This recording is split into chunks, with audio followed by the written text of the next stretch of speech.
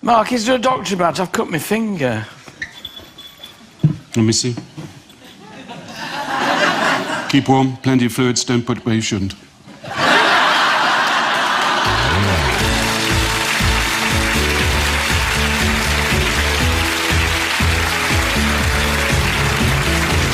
Please welcome your host, Alan Titchmarsh.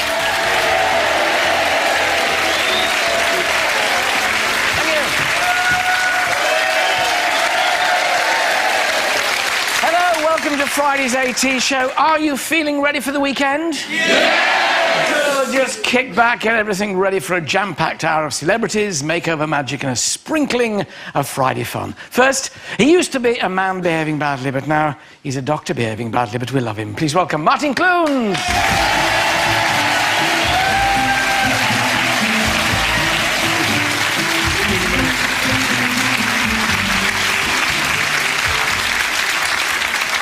Still hurting, actually. I'll see you later. He's the man who created one of the most popular TV dramas of recent years, with no less than 9 Emmys to his name. I'll say he'll be collecting even more awards for his latest film, Romeo and Juliet. Please welcome Downton Abbey's creator, Julian Fellowes.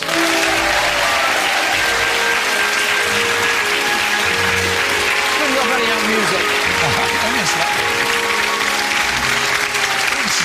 Well, she's back with her own style of frank advice. It's our very own Queen of Agony, Colleen Nolan. What's your problem today, Colleen? Oh, well, a couple of problems today. Overspending and debt and how to deal with it, and also how to end the relationship. Some of us have a job beginning one. As the dark and cold nights start to close in, what can you do in your garden to encourage wildlife to thrive?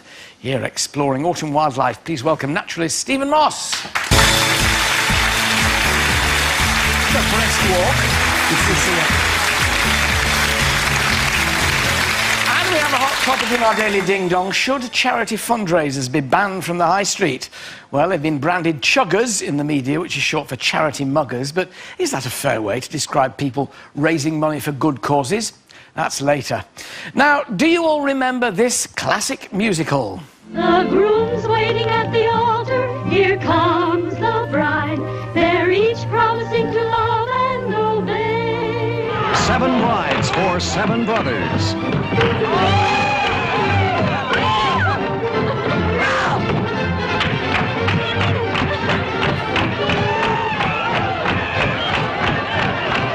Magic. Here performing today, please welcome the cast from the all-singing and dancing musical led by Sam Atwater, 7 Brides for 7 Brothers. 1, 2.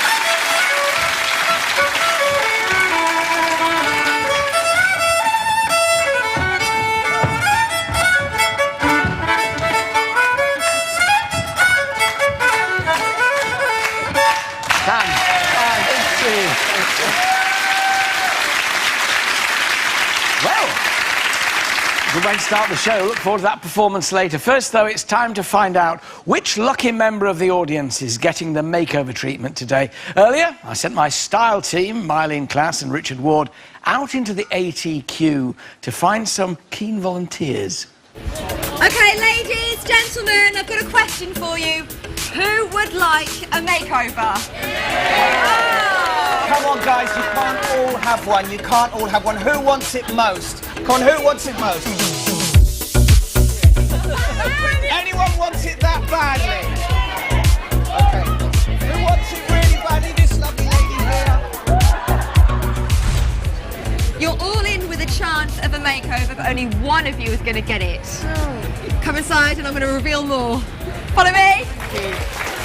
So here they are, our makeover hopefuls, but only one will be randomly selected by the makeover wheel. I think you're all nervous as anything, aren't you? Yeah. OK. Why have you chosen these particular 6, Richard? They seemed very eager, very willing. Well, I asked everybody who wants it the most, and they shook their hands the fastest. Oh, right. So that's legally binding as far as we're concerned. I'm just relieved you didn't say to right, you look as if you need a makeover. That's the worry, isn't it? Miley, yes. Will you? Are you nervous? Yeah. Spin the wheel. OK, here we go. Good luck, ladies. And the winner is number 3. Jenny. Denise, where are you from? Cheshire near Buckinghamshire. In Buckinghamshire. Cheshire in Buckinghamshire. Yes. You've not got a lot of hair to work on here, Richard. I bet you're glad about that. Not a lot of long locks. Alan, you know me. I'll find some to cut. You know me. I know. You'd be very afraid. So are you ready for a complete makeover? Absolutely. Do you think you're a bit overdue, or do you get yourself sorted ready? Definitely, I was trying to make that sound polite, and there was... Wonderful. Oh, thank you. Well, we look forward to seeing Denise's new autumn look later, and of course we'll be catching up with Mylene and Richard throughout the show. Now, he plays everyone's favourite doctor in the hit comedy drama series Doc Martin, but how is life treating him in sleepy Cornish village of Portwen? I'm really sorry I can't deal with James today, so... You have to. No, you have to take care of him Louise now. has had an accident. Where's the car key? Oh, is she okay? I'll have to get to the hospital. Well, when will you be back? I don't know. I heard about Louise. Is she all right? Can you look after James? Yes. Michael can't, apparently. Yes, of course. Oh. Don't worry, I can take care of him. Please welcome Martin Clunes.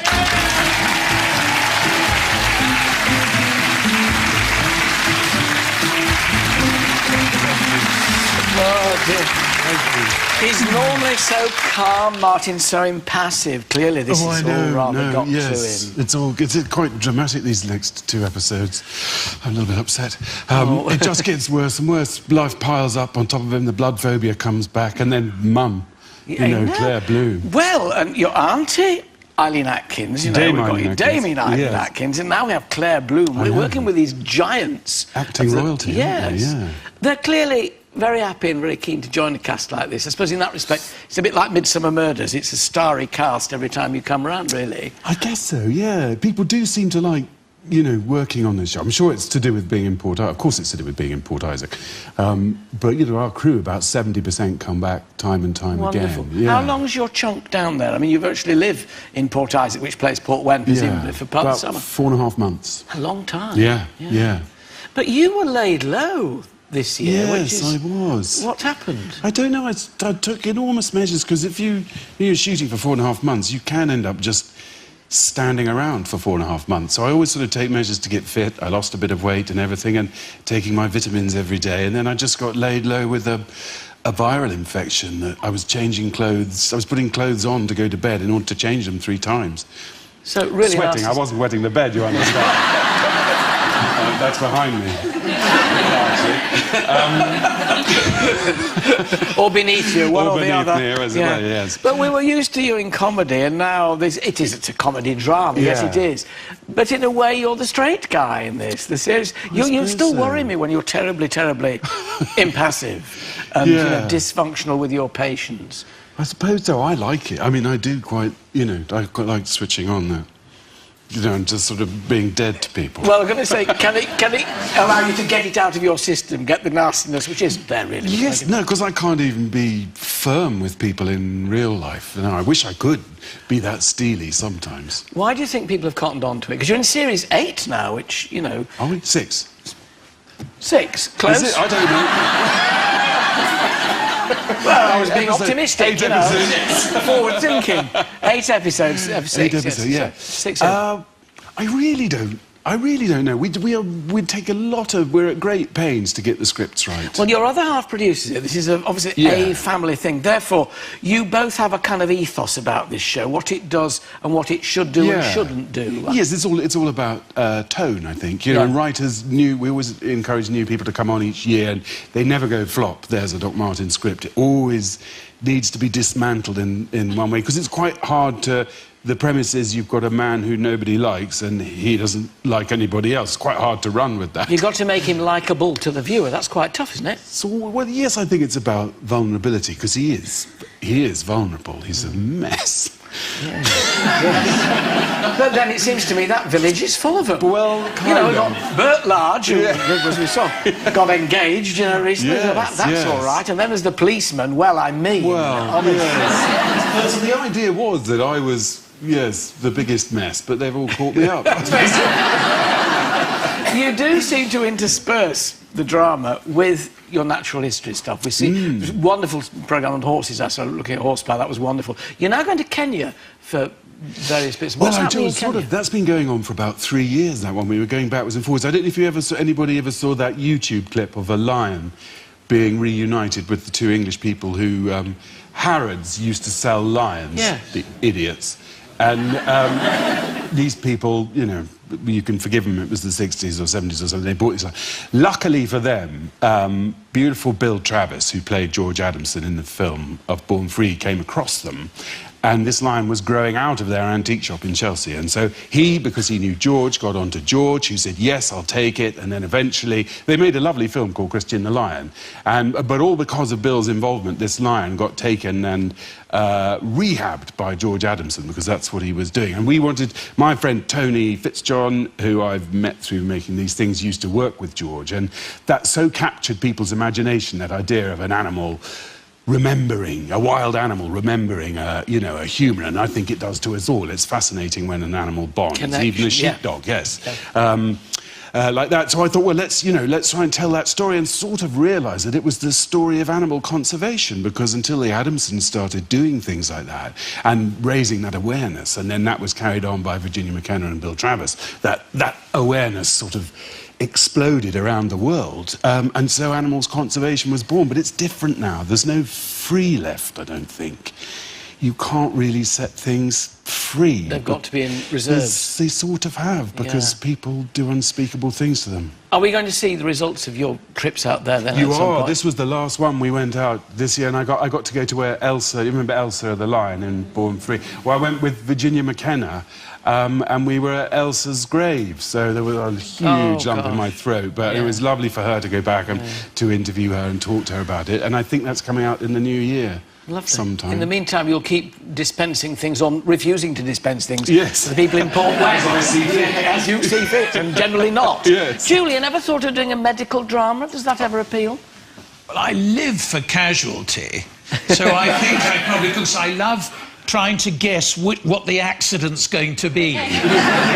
You see the ladder wobbling and you see the electrical wire dribbling on, and you try to guess which one's going to get them. So I think I would love that. I'd love to see something coming out of this programme, either you appearing in Downton Abbey, Martin, or Julian doing We're neighbours. Are you neighbours? We're neighbours. My Jackawawa got a rosette at Julian's Dactions show. Very pleased to know. New institution. Very pleased to know that your Jackawawa is alive and well. And my thanks, and so he doesn't have to change his pyjamas 3 times a night. My thanks to Martin Clunes.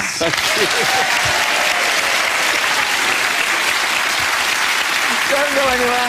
After the break, Martin will be back for some AT fun. Plus, we'll be meeting Orcs and Owls with naturalist Stephen Moss as he takes us on an autumn wildlife adventure. Back after this.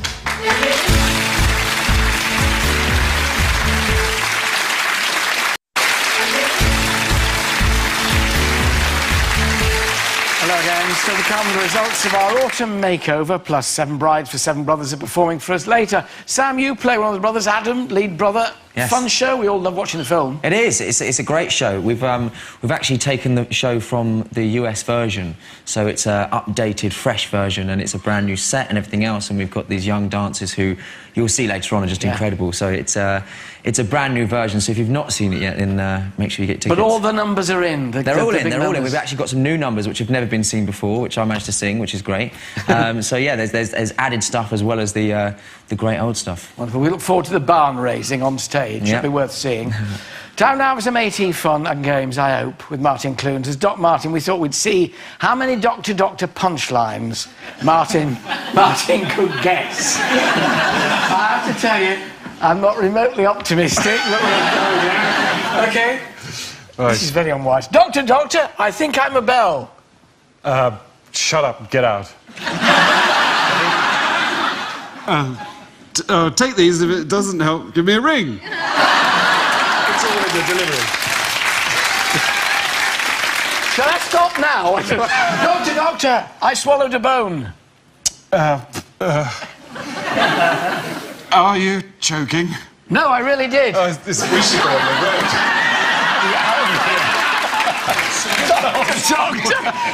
Doctor, will this ointment... Who needs the longer arm? Doctor, will this ointment clear up my spots? I'm not sure. I never make rash promises.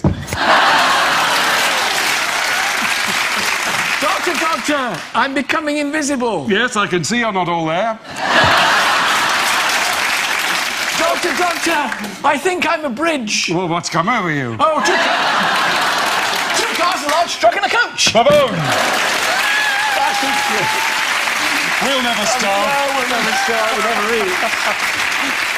Do you know, I do love people who come on this programme who are good sports. Martin, could you start? Mind you, it'll never work again. There we are. Now, as the season changes into autumn, there are many notable changes with wildlife, none more so than for seeker stags wanting to impress the females. The defender is getting a beating. He's fighting, not just for his females, but now for his life.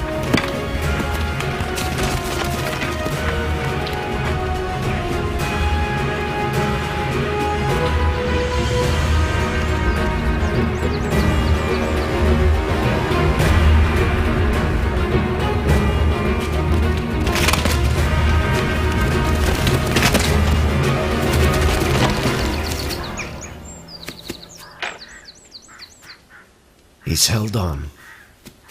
Just.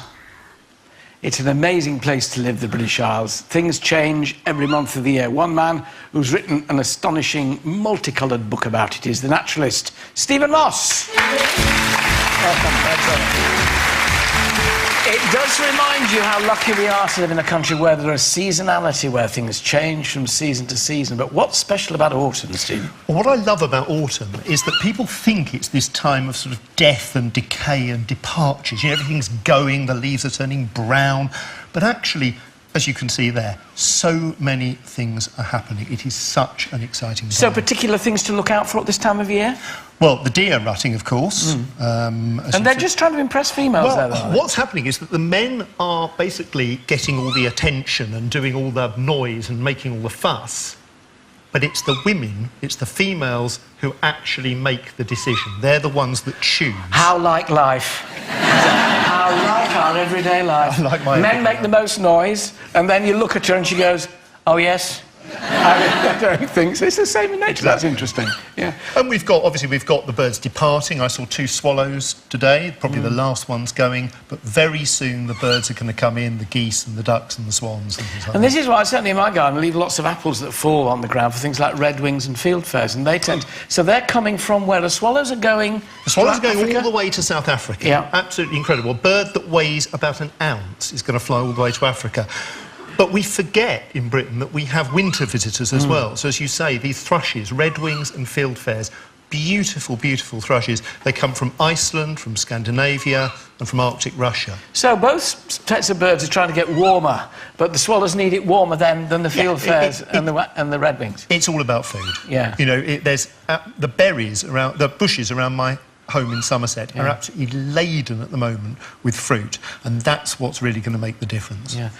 Things like, you know, squirrels and stuff in the garden, there's this great battle about, you know, red squirrels are our natives, greys are the interlopers, but there's nothing we can do to encourage reds where they ain't, is there? No, there Apart isn't. from the places like Anglesey and the Isle of Wight, where we are getting them going and expanding their territory. Is it impossible to get a red squirrel going in somewhere where there are greys? It's not impossible, but sadly it involves killing the grey squirrels, and that's what's happened on Anglesey and in the Lake District. And unless you do that, unless you cull the grey squirrels, which is a pretty unpleasant thing to do, but sadly I think it's necessary, that's the only way to get the reds back.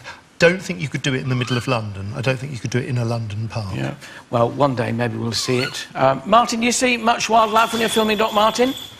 Yes, loads. And my dogs are doing a really good job of trying to get rid of the grey squirrels. Yes. Long may they continue. I'll get letters, right? Less frequent wildlife sightings are those of rare and endangered birds of prey. Here to tell us more, you probably just heard those little jingling bells, bird handler Stephen Charlton. I won't shake your hand. So, Stephen, you've got with you a barn owl. Barn owls, Stephen, rarer and rarer now, presumably, are they? They're making a bit of a comeback, but it really depends on weather. If we get a hard winter, particularly if we get very wet weather, they're in real trouble, aren't they, Stephen? That's the problem with them. They face such hardships out there all year round. When we're going into autumn, they need to build up reserves of fat.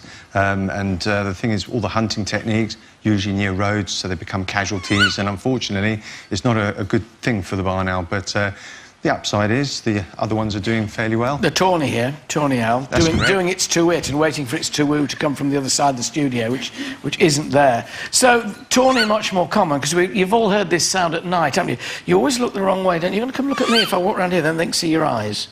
This is it. That's right, look around here. So, much more common than the barn owls? Much more common. They estimate there's about 45,000 pairs of tawny owl left, whereas it's down to about 5,000 pair of barn owl. One of the main reasons, though, is the lack of contact with people, really. Because the tawny owl lives in woods, they're less likely to come in busy roads and in contact with people. Right. Yeah. So that's why their numbers can go up so high. Now, behind you, a really spectacular bird of prey. Few of us have a chance to see this, the goshawk. That's correct. So what are we down to numbers with goshawks? Right, well, this is a northern goshawk, and as you can see, she's a highly, highly predatory bird. In fact, this is probably one of her prey items in the wild. She's looking pretty interested, actually. So it's going to be a first for television, ladies and gentlemen. Not for the wildlife programme, but in a studio. Yeah, we're hoping not. Go on. But they say that there's down to 410 pairs of goshawk left in the wild. Most of the goshawk we have here have been imported anyway from years gone by.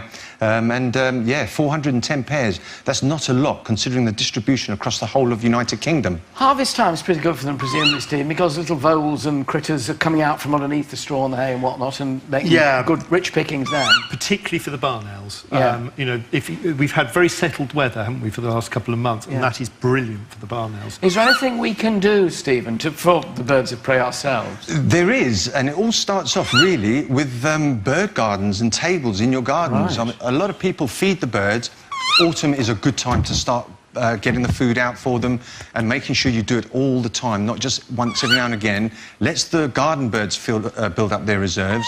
And as harsh as it sounds, these are the apex predators. So the more of the garden birds that we feed, in the long run, it's going to go right to the top and it's going to help the apex predator. Stephen, just talk us through the various bits and bobs we can get. We've got, you know, good sturdy bird feeders and things that are squirrel-proof. This is fantastic. This is something I haven't seen. It's really high-tech. It's a new squirrel-proof feeder.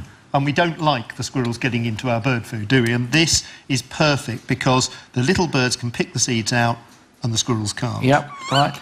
You've got there, that's sunflower hearts. This is sunflower hearts, which is great because they don't make a mess. If you have sunflower seeds with that black stuff around all over the ground. Yeah, it goes all over the ground. Niger seed is brilliant in my garden for goldfinches. Yeah. They come for this all the time. Little fine black seeds, and goldfinches and greenfinches will come for those. Well, they're the only bird that can get their beak into this tiny feeder and pick out these tiny seeds. That's what's so special about them. Little slips. And they're doing really well at the moment. And then we've got this bizarre thing, this cranberry.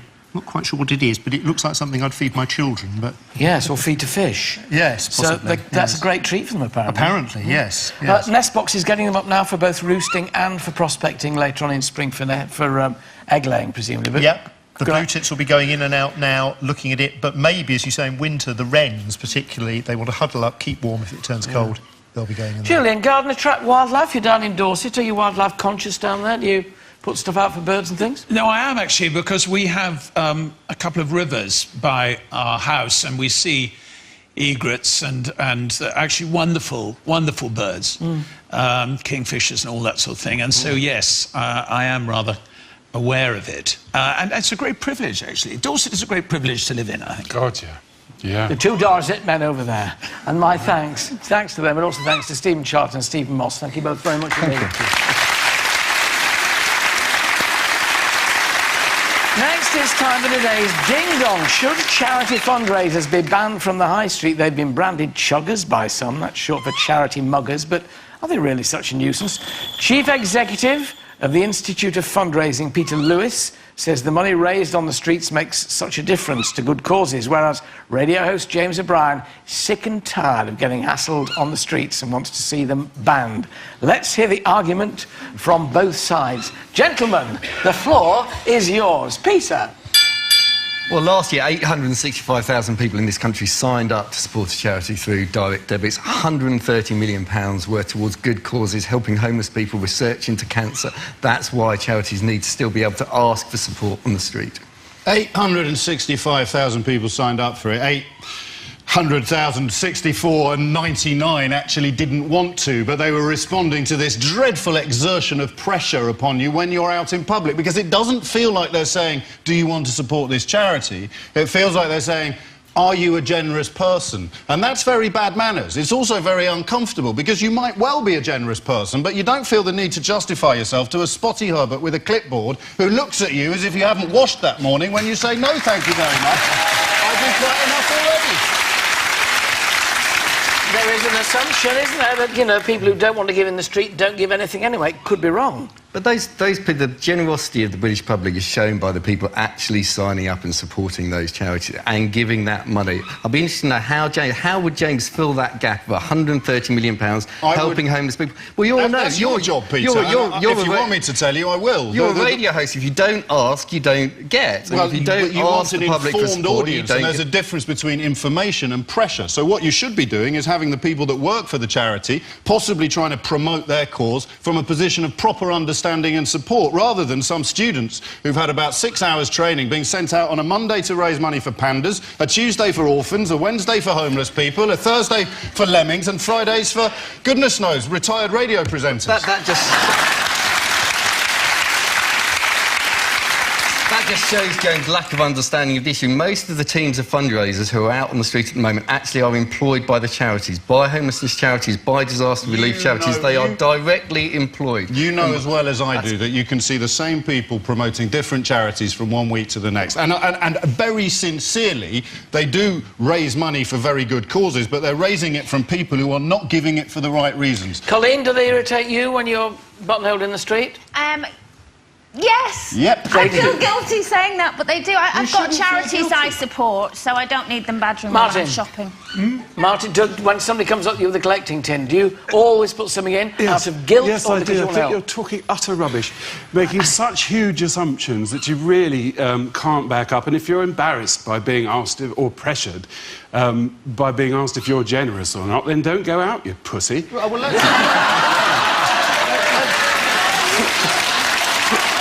there's a first. That's not very charitable. Do you're arguing this way? I won't repeat that language, but I will remind you what Jesus said, which is that when you are being charitable, your left hand should not know what your right hand is doing. So you can use whatever foul language you please. The bottom line is that charity is a private matter between you, your conscience, and your understanding of the world. It's not something you should be hit round the head with outside Marks and Spencer's. And on that biblical note, we know what Peter and James have to say. Now it's time for our studio audience to mull it over, as later in the show they'll be voting on who they think is right. But for now, my thanks to Peter Lewis, James O'Brien and Martin Clunes as well. Thank you very much. Coming up, Colleen Nolan on today's Dilemma in our very own photo casebook. How do I end my relationship? Plus, he's the man behind one of the biggest TV phenomena. We meet Downton's creator, Julian Fellows. That's next.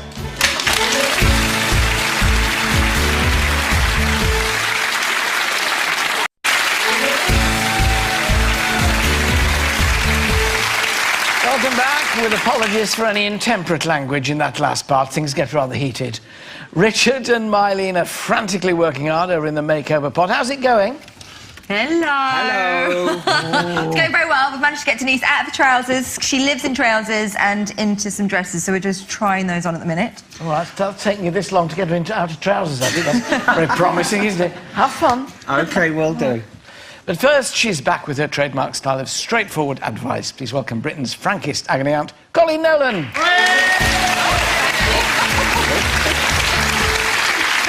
Colleen gets many folk writing to asking for advice. One problem that always comes up in her postbag is about money, and in particular, debt. I gather a lot of it. A lot of it, and, you know, it's easy for us to say, well, stop spending, don't do it. It actually can become, you know, like any addiction, it's an illness that they need help with. I get so many letters from people that can't stop spending, haven't told their family or haven't told their husbands, and now they're in thousands of pounds worth of debt. So, first base is what? If you're in debt, what do? Presumably share it with somebody, but who? You have to share it with somebody. You can share it with your doctor, because he will recommend somebody that you can talk to that deals with addictions of any kind. But, you know, sometimes once you realise it is a problem, you have to sit down, face your fear, tell your partner and say, look, I'm really sorry, I need help with this. You know, there's all different ways. Then you can go and see the bank and work out how you're going to pay it back. Cut up the credit cards is the main thing. So, you know, that temptation isn't there. Stop It's spending gone. what you haven't got. Absolutely, because Yeah. so many people do, and especially when it's coming up to, you know, Christmas and stuff. For goodness sake, share it with somebody you know you Yeah. can trust. Don't bottle it up. Mm. Now, we've got an interesting photo case book for you today, We Colleen. have one of our marvellous Oh. award-winning films again, Yes. Alan. This is all about ending relationships. Yes. Right, here we go. Kirsty is confiding in old friend Michelle. James has asked me to marry him, and it's made me reconsider our relationship. Isn't that what you always wanted? Recently things have changed and I'm not so sure. Do you love him? Not in that way. We're more like brother and sister. You've got to tell him it's over. I don't want to break his heart. Splitting up would destroy him. I see Martin Clunes and Julian Fellows were looking at the production values there enviously. I could see them wishing that they'd been involved in something as quality. I can just see Emmy and Oscar written all over that. But ending a relationship, you've got to decide why you want to end it first. Brother and sister. Well, I think if it's got to the point where you're even, you know, if someone's asked you to marry them and you're even doubting it for 1 second and you think, well, he's more like my brother, and, you know, you can get wrapped up in the whole family thing and friends love him and mum and dad love him. But, you know, you have to be honest with yourself. Look deep in yourself. It's not worth being with somebody if you're having doubts already. And yes, you're going to break his heart. It's going to break a few people's heart. It'll break your heart because it's not a nice thing to do. But it'll break his more if you go on even longer with it and marry and then do it. Absolutely. You know, so many people get into the marriage situation, kids come along, and it's no point 10 years down the line saying to him, well, actually, I wasn't sure on the day, you know. Do it now. But don't do it by text. Not by text. Have you got to bite the bullet and do it face-to-face? Yes, I think you should do it face-to-face, and it is a very difficult thing to do, but absolutely, if you're going to end a relationship, especially a long-term one, you know, give them some credit and do it face-to-face. But if people are too cowardly to do it face-to-face? Well, if they're too cowardly to do it, but I think writing a letter is better than a text. I mean, there's only so many things you can say in a text. It always sounds wrong. If you haven't got the guts to do it face-to-face, then a lovely letter, and think about what you're saying and take time over the letter. Bite the bullet and remember there's a couple of months to Christmas, so there'll be something to think about in the future. If you have a problem, no matter how large or small, and you want to come on the show and get Colleen's frank advice, email us at alan@itv.com. Also, if you've been affected by anything we've spoken about today, do visit our webpage, itv.com/Alan, where you'll find details of helplines. My thanks to Colleen Nolan. Thank you, Colleen. Thank you. The huge success of Downton Abbey, creator Julian Fellows is always going to have a lot to live up to with his next project, but I'm pleased to say he's not let us down with his latest offering, the classic Shakespearean tale of Romeo and Juliet. Never was a story of more woe than this, of Juliet and her Romeo. He's Romeo of the House of Montague. Don't let that name be spoken in this house. You are mine no more. So help me God! Romeo! Come settle with me, boy! Please welcome Julian Fellows.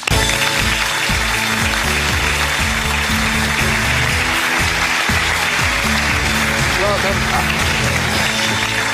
Julian, it's a tale oft told, a tale told many times. Does that make it harder to do your version of it, knowing what to throw away and what not to throw away? Well, I think it's told many times because it keeps being relevant. And the thing is, this is a play about young love, about first love, and, you know, it has a kind of meaning in all our lives. I mean, most of us don't marry our first love, thank God, but we all remember them. And it is an extraordinary period of growing up that you think no one understands what you're feeling. It's like being mad, really.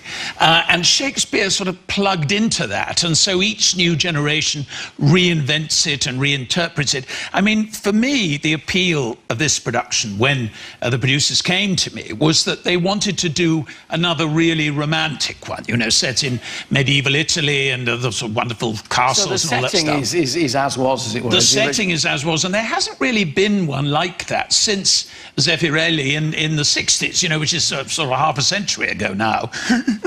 With Leonard Whiting and Olivia Hussey. Yeah. And it was charming. I mean, there have been very good ones. Baz Luhrmann was very, very good, but he chose to interpret it in a modern setting, and we haven't done that. We've got climbing roses and costumes and the ballroom and all of it. You always, whenever I talk to you, you are always brimful of confidence and self-assuredness. And I wonder, I can never imagine you sitting at a typewriter, as we always used to say, being sort of angst-ridden. But you're a writer, so you must. What are the things that bother you when you're doing something like that? I keep my angst at home. Of course, it's a challenge, you know, you're taking on Shakespeare. I mean, we wanted to do it in Shakespearean language and have all the original great speeches and gallop apace, ye fiery-footed steeds and all of that. But at the same time, we wanted the story to be clear and the narrative to be graspable. We didn't want to make a film for Shakespearean scholars. You know, they could go to Stratford or whatever. I mean, having said that, if someone sees this film and then wants to read the play and then wants to go and see the play, as far as I'm concerned, we've been completely successful. But we want to reach an audience that wouldn't perhaps associate Shakespeare with a great time on Friday night, you know. But they go and they enjoy it much more than they're expecting, I think, I hope. If they enjoyed a fraction as much as your other work, they'll enjoy it hugely. Downton has been the most phenomenal success of, I think, probably this century. All right, we're only 13 years in, but it is phenomenal. And yet this week, particularly, shock, horror, the nasty things that happened to Anna below stairs. Headlines in the newspapers, you know, Downton's gone too far. But, you know, you're a dramatist. Is this fair comment that you shouldn't have shocked people on a Sunday night like that? Well, I mean, you know, we had Mr. Pamuk dying in Mary's bed, and we've taken them all through the war, and we had Sybil dying, you know, in childbirth and so on. I think what's important about the way we handled this, though, which you wouldn't get if you read some of the newspapers, we don't actually show much, because that isn't our way. We're not interested in some horrible, gruesome thing that you're actually watching. What we're interested in is what it does to the psychology of the characters. And this is Anna's plot. This is Anna's plot for the remainder of the series. I read somewhere where it said, oh, but it's so quickly resolved. Well, of course, it's nothing like resolved. It goes right on through the whole show as she has to piece together her life. And I think what one has to remember is that in that period, even more than ours, but let's think we're out of it, you know, it was a very frightening thing to reveal this stuff, because your reputation was everything, how people looked at you, how they thought of you. And also, the problem she has highlighted is the fact that she is afraid her husband, if he ever finds out, will do something that will put him back into prison or at the end of a noose. Now, you know, that may be an extreme case, and the noose at least now is out of it. But even today, it's a very difficult choice for a woman who's been attacked. Does she go public? Does she ruin the lives of her family? Does her husband have to go almost mad with grief? Or does she try and keep it in? But people say, but yes, but this is Downton Abbey. This is our Sunday night view. Are there places you wouldn't go writing Downton Abbey, where you think, no, actually, we won't do that, because that's really overstepping the mark? I think, there certainly are. But I think something like assaulting women is still very much a problem in our society. And is happening all over the place. And I think it's reasonable to try and deal with something that almost all of us will know someone who's been put through something inappropriate. And I think that makes it legitimate. The fear in Anna's face, in Joan Froggatt's face, was astonishing. I mean, it was deeply unsettling. We've just been talking about it here, and some were saying, you know, came to work on the following day on Monday, and it was still upsetting me, the fact that I'd seen her going through that. Well, of course, the fact that you love the character is what makes it moving. I mean, that's why, you know, we killed in the First World War William, because we loved him. You don't just want to get someone in, give them 2 scenes and then whack them off. You've got to be involved with them. And I think the audience of Downton is very involved with Anna, and so they should be. Are we getting another series after this one? There will be another one after this one. But we don't know after that, But we don't know after that. How long would you like to keep on writing it? How long do you think you could go on writing for? I want to go on writing it as long as you want to go on watching it. What a wonderfully diplomatic and very wise answer. You can catch Romeo and Juliet in the cinemas from today, and Downton Abbey on Sundays. Required viewing. My thanks to Julian Fellows. Thank you, Julian. Thank you very much. After the break, the wait's over, but will Denise like her autumn-style makeover? And the 7 brides are just waiting for 7 brothers. They get together after this short break.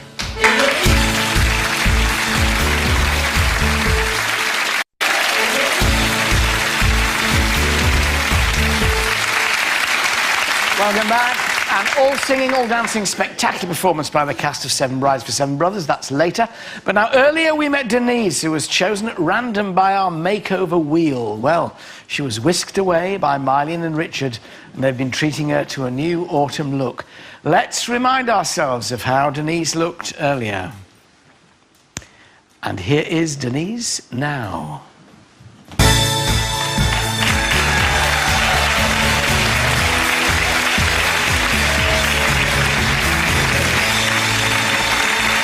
Wow. Wow, wow, wow. You haven't seen what you look like yet, have you? No. Well, what a transformation. Woo! They're all going woo. Richard, tell us what you've done with the hair. Well, Denise's hair was quite short to start with, so I've just sort of tidied up the haircut. So not too much there, but the main thing this week is, as you can see, the colour, sticking with the autumnal theme. And autumnal colours are reds, coppers, honeys. We've taken the base colour down. As you can see, if you've got quite fine hair, just a little tip for everybody, if you take your hair a little bit darker, that's a good thing. And just broken it up with these lovely autumnal reds and coppers. You got your own autumn tint, Denise. It's wonderful. You look She was gorgeous. saying to me she last had her hair coloured 20 years ago, so this is way overdue. And not only that, I'm sure Denise won't mind me mentioning this, she turned 60 this year, so... Whoa. The fact that You've just turned around the clock. Well deserved. And then on the subject of when we had last had things done, you were saying that you last went shopping for clothes 2 years ago. So, So I what know are we that wearing? well, what we've got here is a contour dress. Ladies, the contour dress is your best friend. It gives you curves in all the right places. Plus, a V-neck is also extremely flattering.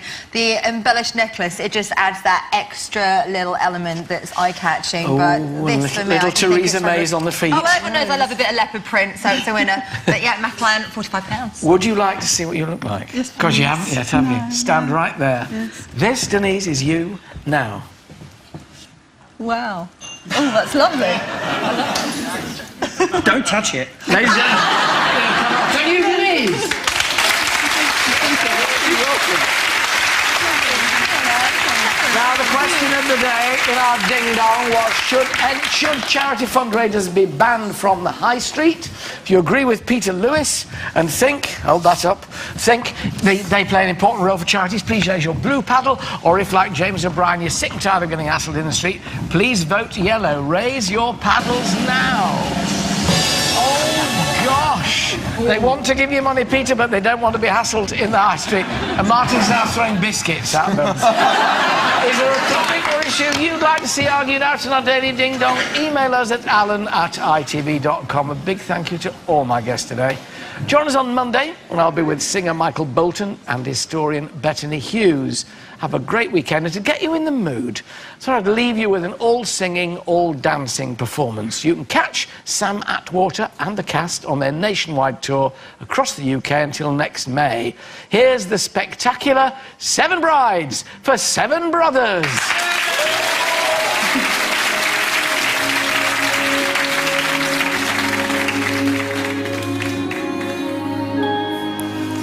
You came out of nowhere, Walking through the door, looking straight my way. wonderful, wonderful, Mary, don't worry. wonderful, wonderful, Millie, let's hurry. wonderful, wonderful. Millie, resist me. It's too late, you already kissed me. Bless your beautiful heart.